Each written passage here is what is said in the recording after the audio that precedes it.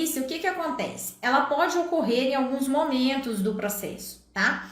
E aí ela pode ocorrer em fase de conhecimento e em fase de liquidação de sentença, tá? Em fase de conhecimento é quando ainda está se produzindo as provas para o processo, né? Quando o juiz ainda não tomou a decisão, o juiz não proferiu a sentença. Então é nesse momento que é a fase de conhecimento. E pode haver perícias nesse momento. E aí também pode haver perícias, o que é mais comum, é por isso que eu falo isso, após o momento que o juiz profere a sentença, tá? E atuando como assistente técnico também é isso, porque o assistente técnico, ele pode atuar tanto quando o advogado está fazendo a petição inicial, tá? Então ele tá lá falando o que o cliente dele tem direito, quais são os valores daquelas verbas, né, que o cliente dele terá direito. Então, para quantificar isso, ele precisa do assistente técnico, do perito em cálculos trabalhistas, atendendo as partes, tá?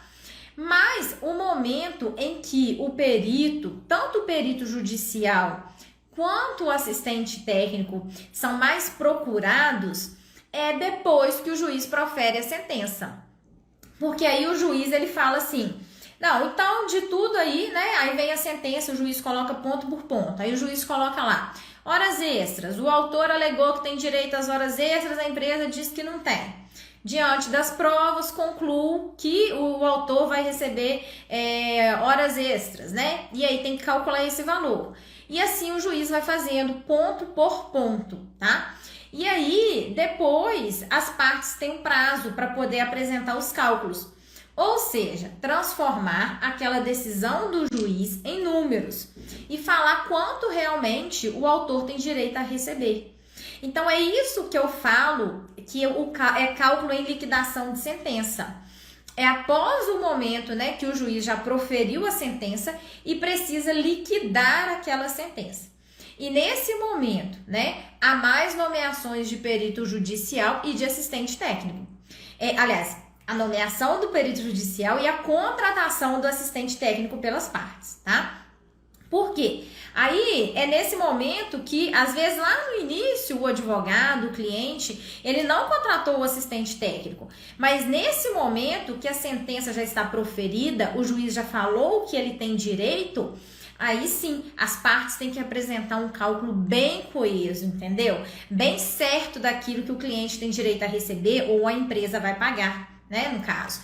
Então, tanto o cliente quanto a empresa, nesse momento, fazem questão, a maioria, né, gente, de ter um assistente técnico para ter segurança nos cálculos. Então, nesse momento, é um cálculo de liquidação de sentença e é o momento que o assistente técnico mais atua, onde tem mais oportunidade, onde mais se procuram os peritos em cálculos trabalhistas, tá? E quando as partes não entram em acordo, aí nomeia-se o perito judicial. Então, tanto atuando como perito judicial, quanto atuando como assistente técnico, na liquidação de sentença é o momento onde nós somos mais procurados. Entenderam, gente? Então, é por isso que eu falo sempre assim, que eu trabalho mais em liquidação de sentença, porque é o momento que nós somos mais procurados. Lá na fase de conhecimento, também a gente pode trabalhar, pode atuar, né? Pode atuar como assistente técnico fazendo a petição inicial, pode atuar como perito do juiz, quando o juiz determina, às vezes, ali uma perícia para verificar se tinha horas extras ou não, quando ele determina uma perícia, né, para saber se o autor tinha direito, às vezes o autor está pedindo adicional, está pedindo diferença salarial porque deveria ter sido promovido e não foi. Então, nesses momentos também nós podemos atuar, tá? Mas, tanto como assistente técnico quanto perito judicial.